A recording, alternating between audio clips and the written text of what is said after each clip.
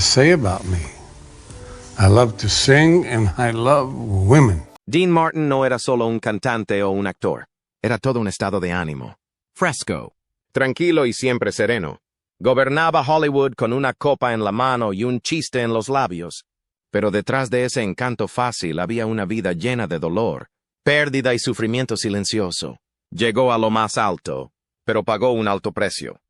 Desde una complicada vida amorosa hasta la trágica muerte de su hijo y, más tarde, de su amada esposa. La historia de Dean pasó de ser glamurosa a desgarradora. Acompáñenos en esta profunda mirada al hombre que se esconde tras la leyenda. Su vida, su amor y el dolor que le siguió hasta su propia muerte en 1995. El chico de Steubenville. Dean Martin no siempre fue Dean Martin.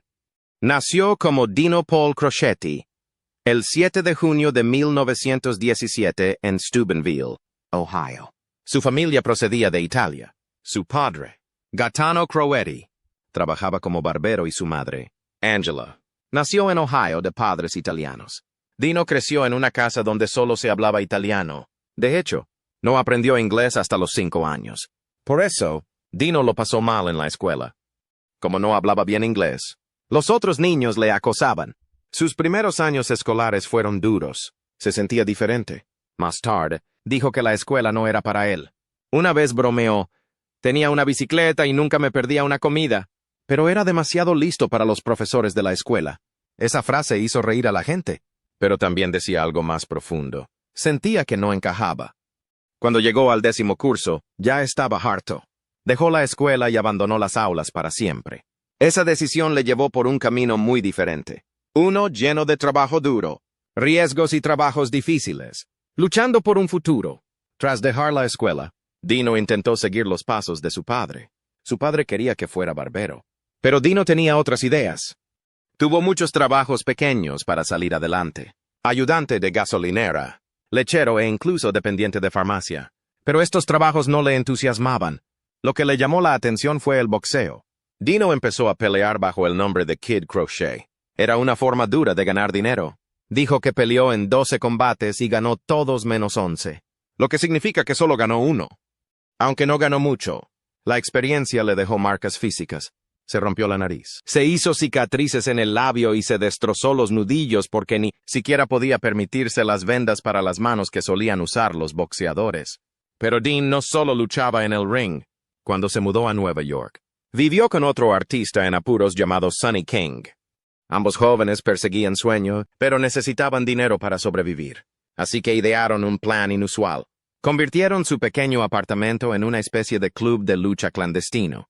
Cobraban a la gente por verlos boxear a puño limpio allí mismo, en su sala de estar. Las peleas continuaban hasta que alguien era noqueado. Dean incluso noqueó una vez a Sonny en el primer asalto de un combate real, pero en el fondo sabía que esa no era la vida que quería. Recibir palizas todos los días no era un futuro real.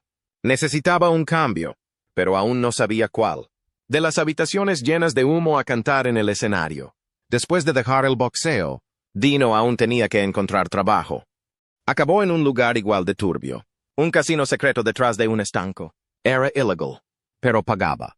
Trabajó como croupier de ruleta y de blackjack. Fue aquí, en este mundo lleno de humo, donde ocurrió algo inesperado. Dino empezó a cantar. Al principio, solo cantaba para sus compañeros, pero la gente empezó a fijarse en su voz. Era suave, cálida y llena de encanto. Una de las personas que le escuchó fue Ernie McKay, el líder de una banda local. Le ofreció a Dino un puesto en la banda. Dino dijo que sí, y su vida comenzó a cambiar. Comenzó a actuar en clubes nocturnos alrededor de Ohio usando el nombre de Dino Martini. Inspirado por el cantante de ópera Nino Martini, en 1938 se unió a Sammy Watkins, otro conocido líder de banda. Watkins le llevó de gira y le dio un consejo que marcaría su futuro. Cámbiate el nombre a Dean Martin. Y así lo hizo. En 1943, Dean vivía en Nueva York y actuaba a tiempo completo. Pero no fue fácil. Tuvo que trabajar duro para hacerse notar y tuvo que seguir moldeando su imagen. No solo estaba construyendo una carrera musical, estaba construyendo una persona. Y ese personaje pronto se haría mundialmente famoso. A medida que Dean Martin se hizo más conocido, también lo hizo su actuación. No solo cantaba, actuaba. Salía al escenario con un vaso de whisky en la mano, siempre relajado y tranquilo. Hizo que pareciera que solo estaba allí para pasarlo bien. Pero ese acto no fue idea suya. Copió el estilo de un hombre llamado Phil Harris, un artista que construyó su imagen en torno a ser un showman bebedor y perseguidor de mujeres. Sin embargo, Dean hizo suyo el look. Sus fans lo amaban por ello. Se hizo conocido como el rey de lo cool. Pero lo que la gente veía por fuera no siempre coincidía con lo que ocurría por dentro. Dean era calado. No hablaba mucho, especialmente en fiestas o grandes eventos. En una rara entrevista con Oriana Falizzi en 1967, explicó por qué todo el mundo pensaba que era cabezón y engreído. Y yo no lo era, dijo. No sé qué decir a la gente. No sabía hablar bien inglés. Aunque se había convertido en una estrella, sus problemas con el lenguaje desde la infancia seguían haciéndole sentir fuera de lugar. Por eso a menudo se quedaba callado. La gente le malinterpretaba. Pensaban que era frío o distante. Pero en realidad solo era tímido. Y esa timidez nunca desapareció del todo. Su vida estaba llena de contrastes. En el escenario era confiado y divertido. Fuera del escenario era tranquilo e inseguro. Pero nunca olvidó de dónde venía. Esa mezcla de duros comienzos y lucha interior le acompañó toda su vida. Dean Martin y Jerry Lewis. En agosto de 1944, la carrera de Dean Martin dio un gran giro. Conoció a un joven cómico llamado Jerry Lewis en el Hotel Belmont Plaza de Nueva York. Dean estaba actuando en el Glass Hat Club del hotel cuando vio a Jerry y le dijo, «Oye, he visto tu actuación. Eres un chico divertido». Ese comentario inició una relación que duraría 10 años. Dean y Jerry se hicieron amigos rápidamente. Se unieron a sus actuaciones y formaron un equipo. Su primera actuación juntos fue en Atlantic City, en el 500 Club, el 24 de julio de 1946. Pero su debut no fue bien. El público no se rió, y el dueño del club, Skinny D'Amato, les advirtió de que les despedirían si el siguiente espectáculo no era mejor. Así que corrieron al callejón detrás del club e idearon un nuevo plan. Jerry actuaría como un torpe chico de autobús mientras Dean intentaba cantar. Jerry tiraría platos, causaría caos y Dean le tiraría panecillos. Fue salvaje, tonto y divertido, y al público le encantó. Esta nueva actuación cambió sus carreras. Hacían payasadas, chistes e inventaban escenas sobre la marcha. No les importaba el público.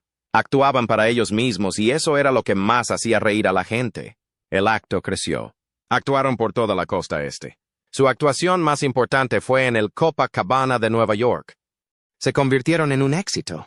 En 1948, debutaron en televisión en el primer episodio del Ed Sullivan Show, entonces llamado The Toast of the Town, actuando junto a grandes nombres como Rogers y Hammerstein. Para mejorar aún más su actuación, contrataron a los jóvenes guionistas Norman Lear y Ed Simmons. Estos escritores les ayudaron a pasar de los clubes nocturnos a la radio y el cine. En 1949, firmaron un contrato cinematográfico con Paramount para la película Mi amiga Irma, en la que actuaban como alivio cómico. Pero el contrato iba acompañado de libertad. Su agente, Abby Gressler, se aseguró de que pudieran hacer una película al año a través de su propia compañía, York Productions. Además, mantuvieron el control absoluto sobre sus actuaciones en clubes, discos, radio y televisión. Esto les ayudó a ganar millones. En su libro, Dean y yo, Jerry Lewis escribió, Dean era uno de los grandes genios cómicos de todos los tiempos. Su amistad era profunda. Jerry fue incluso el padrino cuando Dean se volvió a casar en 1949. Pero detrás de las risas, se estaban formando grietas, cuando las risas empezaron a desvanecerse. A pesar de su éxito, las cosas no eran perfectas. Los críticos comenzaron a quejarse de que sus películas eran demasiado similares. Dean se cansó de interpretar el mismo papel en todas las películas. Quería más. Empezó a poner menos energía en sus actuaciones. Durante el rodaje de Three Ring Circus en 1954, se publicó una foto en la portada de la revista Look. En ella aparecían Jerry Lewis y la actriz Cherie North, pero Dean había sido recortado de la foto. Esa fue la gota que colmó el vaso. Según su jefe de publicidad, Jack Keller, Dean irrumpió en el plató con la revista en la mano. Se la tiró a la cara a Keller y lo insultó. Jerry Lewis recordaba los cambios de humor de Dean. Un día, Dean dijo, Cuando quieras dejarle, dímelo. La diversión había desaparecido. Dean ya no se sentía parte del espectáculo. Más tarde dijo, ¿por qué diablos debería llegar a tiempo? No tengo nada que hacer. Se sentía como un acto de fondo, no como un socio igualitario. En Three Ring Circus, Dean ni siquiera cantó hasta los 35 minutos de la película. Y cuando lo hizo, era una vieja melodía. It's a big, wide, wonderful world cantada a los animales. La asociación que una vez se sintió mágica ahora se sentía unilateral. Dean siguió siendo profesional y trabajó hasta que terminó el contrato. Pero la ruptura llegó el 25 de julio de 1956, exactamente 10 años después de que formaran equipo por primera vez. Dean se marchó en silencio, pero con la cabeza bien alta. La vida con el Rat Pack. Tras separarse de Jerry Lewis, Dean no bajó el ritmo. Se centró en su carrera como cantante y actor y pronto se hizo un nombre en Las Vegas. Allí se unió a un grupo de artistas conocidos como el Rat Pack. El equipo incluía a Frank Sinatra, Sammy Davis Jr., Joey Bishop y Peter Lawford.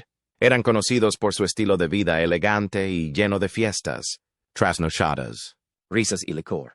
Pero aunque al grupo le encantaba la vida salvaje, Dean no era exactamente como ellos. Para los de fuera, Dean parecía el más salvaje de todos ellos. Sinatra bromeó una vez, está bronceado porque encontró un bar con tragaluz. Pero eso no era cierto. En la vida real, Dean no era muy fiestero.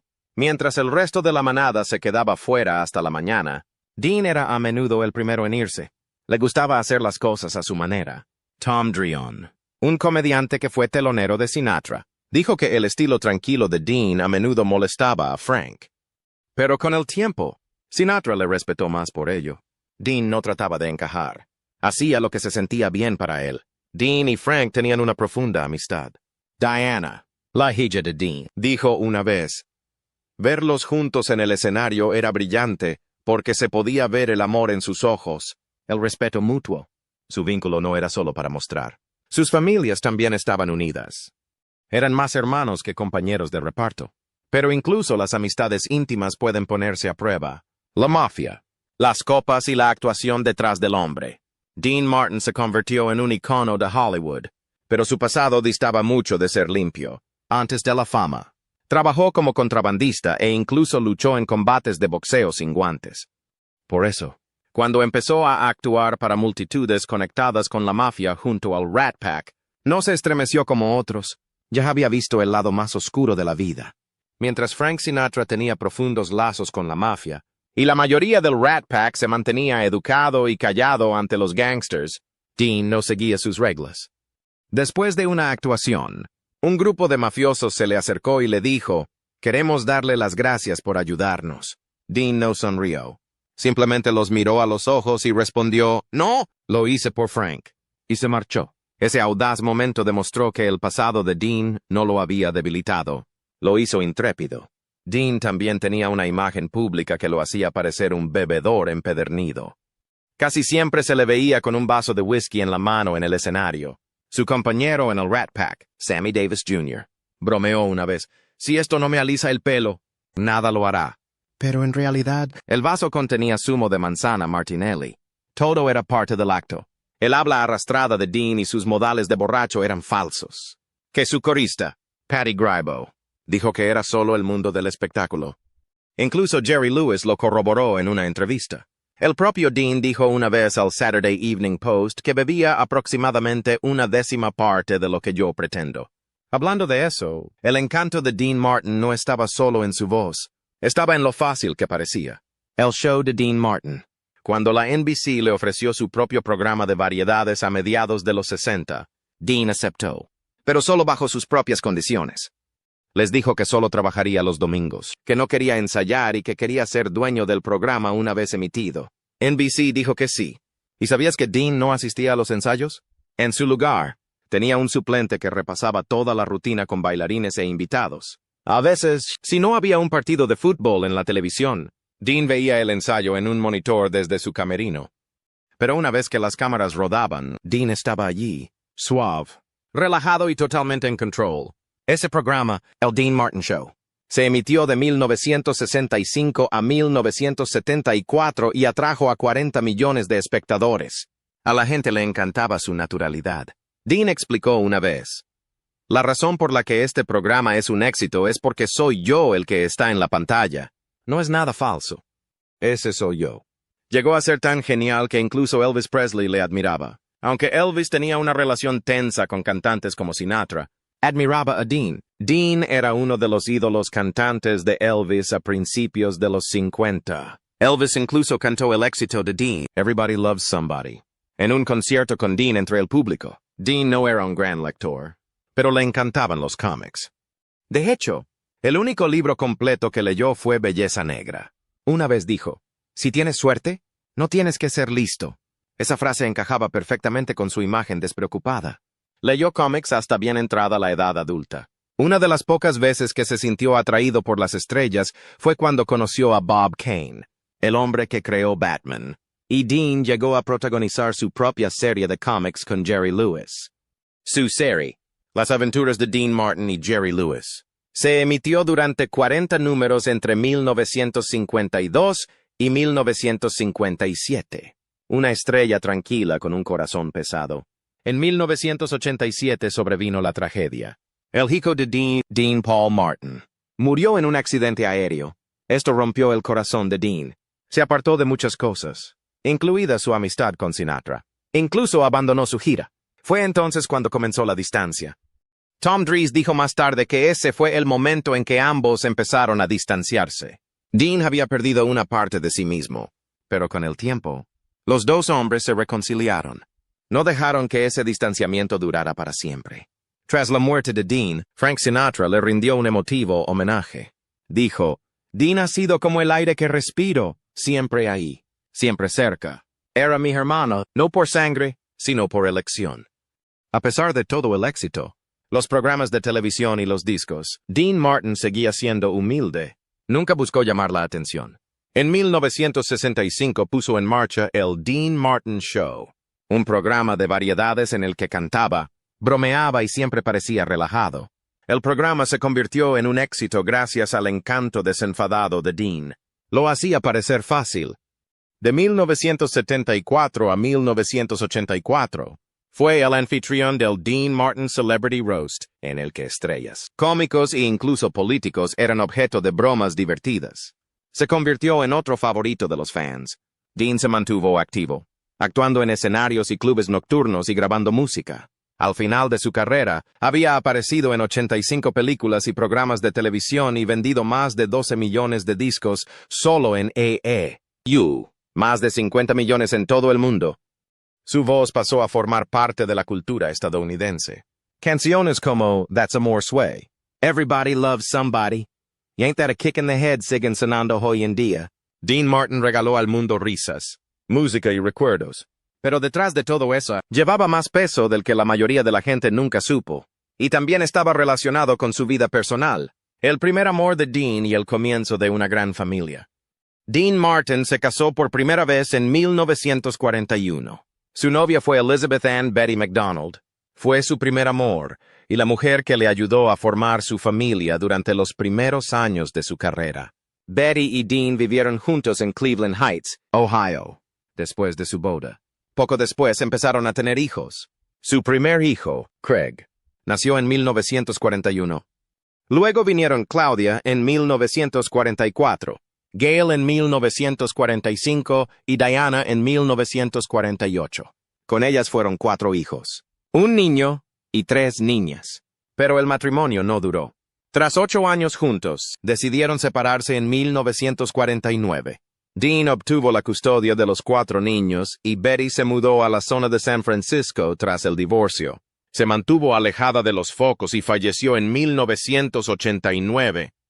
Puede que el tiempo que Betty pasó con Dean terminara pronto, pero ella estuvo allí durante el tiempo en que él aún estaba construyendo su nombre. Ayudó a criar a la primera mitad de la numerosa familia por la que sería conocido, y sus hijos permanecerían cerca de Dean incluso después de la separación. Pero la vida de Dean volvió a cambiar poco después de que Betty dejara su vida por alguien que sería mucho más que su segunda esposa. La esposa que estuvo junto a Dean durante 24 años, solo una semana después de que el divorcio de Dean con Betty fuera definitivo, se casó de nuevo. Su segunda esposa fue Jean Beager, modelo y ex reina de Orange Bull. Se casaron el 1 de septiembre de 1949 en casa del dueño de un famoso club de Hollywood. Jerry Lewis fue el padrino de Dean. Jean había conocido a Dean el año anterior en Nochevieja en un club de Miami. En aquel momento ni siquiera sabía quiénes eran Dean o Jerry. Pero como Jean le dijo a su biógrafo Nick Toscus, nos miramos a los ojos y lo supe, que nos habíamos enamorado perdidamente. Juntos tuvieron 3 hijos. Dean Paul Jr. en 1951, Richie en 1953 y Gina en 1956. Dean ya tenía 4 hijos de su primer matrimonio, así que Jean se convirtió en madrastra de una familia numerosa. Criaron a 7 hijos en total. Dean se burlaba a menudo de su creciente familia en sus comedias. Uno de sus chistes más famosos era, «Tengo 7 hijos. Las 3 palabras que más se oyen en mi casa son, hola, adiós y estoy embarazada». La vida de Dean y Jean parecía glamorosa por fuera. Eran una de las parejas más famosas de Hollywood. Durante su matrimonio, Dean se convirtió en cantante, actor y cabeza de cartel en Las Vegas. También formó parte del legendario Rat Pack con Frank Sinatra. Pero incluso con todo el éxito, las cosas no duraron para siempre. El 10 de diciembre de 1969, Jen dio un comunicado diciendo que se separaban. El divorcio se hizo oficial en 1972. Tras 24 años juntos, Dean fue el que presentó la demanda. Cuando se le preguntó al respecto, dio otra línea clásica. Sé que lo caballeroso es dejar que la mujer presente la demanda, pero todo el mundo sabe que yo no soy un caballero. Aunque se divorciaron, Dean y Jean siguieron unidos, sobre todo después de que la tragedia golpeara a su familia años más tarde. El matrimonio más corto y la última boda. Dean no permaneció soltero mucho tiempo. El mismo año que se divorció de Jean, 1973, volvió a casarse. Esta vez fue con Catherine Horn, recepcionista de un salón de Beverly Hills. Un amigo de la familia les presentó y pronto decidieron casarse. Su boda fue grandiosa, llena de estrellas de Hollywood, incluido Frank Sinatra. Pero aunque la boda fue por todo lo alto, el matrimonio no estaba destinado a durar. Dean y Catherine solo estuvieron juntos 3 años, y se divorciaron en 1976. Aunque no tuvieron hijos juntos, Dean adoptó a la hija de Catherine, Sasha, y la trató como si fuera suya. Después de esto, Dean había terminado con el matrimonio. No volvió a casarse en los últimos 19 años de su vida. Catherine fue su última esposa. Pero lo que es interesante es que después de su separación de Catherine, Dean volvió a conectar con Jean. No volvieron a casarse, pero pasaron tiempo juntos, sobre todo tras la desgarradora muerte de su hijo. La angustia que volvió a unir a Dean y Jean en 1987. El hijo de Dean, Dean Paul Martin, Jr., murió en un accidente de un avión militar. Solo tenía 35 años. Dean estaba devastado. La pérdida le cambió profundamente. Esta tragedia unió de nuevo a Dean y Jean. Después de divorciarse, habían mantenido la amistad, pero ahora su vínculo era más fuerte. Jean estuvo a su lado mientras luchaba contra el dolor de perder un hijo. A Dean le costó recuperarse, y muchos dicen que nunca volvió a ser el mismo. Jean y Dean permanecieron unidos hasta la muerte de Dean en 1995 por complicaciones de un cáncer de pulmón. El día de Navidad. El mundo perdió a una leyenda y Jean al hombre al que una vez llamó el amor de su vida. Jean nunca se volvió a casar. Vivió una vida tranquila en Beverly Hills. En 2016, falleció a los 89 años tras una larga batalla contra el cáncer. Su hijo, Richie Martin, músico, había fallecido ese mismo año en agosto de 2016. Puede que la historia de amor de Dean y Jean acabara en divorcio, pero su conexión se mantuvo fuerte hasta el final. Aunque Dean Martin era considerado un hombre de familia, no todo era perfecto entre bastidores. Amoríos, rumores y un secreto explosivo. Años más tarde, las memorias de Sandra Lansky, hija del famoso mafioso Meir Lansky, revelaron una historia estremecedora. Sandra afirmó que tuvo una aventura con Dean Martin cuando éste aún estaba casado con Jean. Y no solo en cualquier momento, sino mientras Jean estaba embarazada de su hija, Gina. Sandra escribió en su libro, «Nunca había visto nada como la masculinidad de Dean Martin. Hicimos el amor 6 veces en una noche que no paraba. ¿Las conté?» Añadió que Dean quería salvarla en todo momento y que bebían Coca-Cola entre rondas. Tenían lo que ella llamó un pacto tácito para no hablar nunca de sus vidas personales durante la aventura. Sandra dijo que ni siquiera sabía que la esposa de Dean estaba embarazada en ese momento. El público nunca vio este lado de Dean. La mayoría de los fans se creían su imagen, la de la estrella guay y encantadora que era un buen marido y padre, como dijo una vez Lee Hale, director musical del show de Dean Martin. Los espectadores de Dean sabían que era un buen marido y padre, y las bromas sobre el alcohol y las mujeres eran parte del espectáculo. Pero la historia de Sandra permitió a la gente conocer a un Dean diferente. Un hombre que, a pesar de todo su encanto y humor, tenía sus propios secretos y cometió errores por el camino. Nunca volvió a ser el mismo. Puede que Dean Martin pareciera tranquilo por fuera, pero sus allegados vieron que algo cambiaba tras la muerte de su hijo. Según el escritor William Keck, Dean sufría algo más que pena. Llevaba el corazón roto. En sus memorias, When You Step Upon a Star, Cringeworthy Confessions of a Tabloid Bad Boy, Keck contó cómo los últimos años de Dean estuvieron llenos de tristeza. Explicó que, aunque Dean seguía sonriendo y bromeando con los que le rodeaban, la chispa que había en él se había apagado. No era solo la pérdida, era el tipo de dolor que nunca desaparece. Keck declaró a Fox News que Dean le decía a menudo, «Algún día volveré a ese escenario, me verás». Pero en el fondo, estaba claro que había terminado. No tenía planes de actuar de nuevo. Su corazón ya no estaba en ello. La gente a su alrededor también lo notó. Su amigo e impresionista Rich Little lo dijo mejor. Una vez que perdió a su hijo, fue su fin. Una gran parte de él murió y nunca se recuperó. Esas palabras pintaron el cuadro claramente. Dean había perdido más que un hijo. Se había perdido a sí mismo. Según Jerry Lewis, fue entonces cuando Dean empezó a beber de verdad. Jerry dijo simplemente, Dean se dejó llevar. La actuación dejó de ser un acto. El dolor se apoderó de él. No hablaba mucho de ello, no buscaba atención.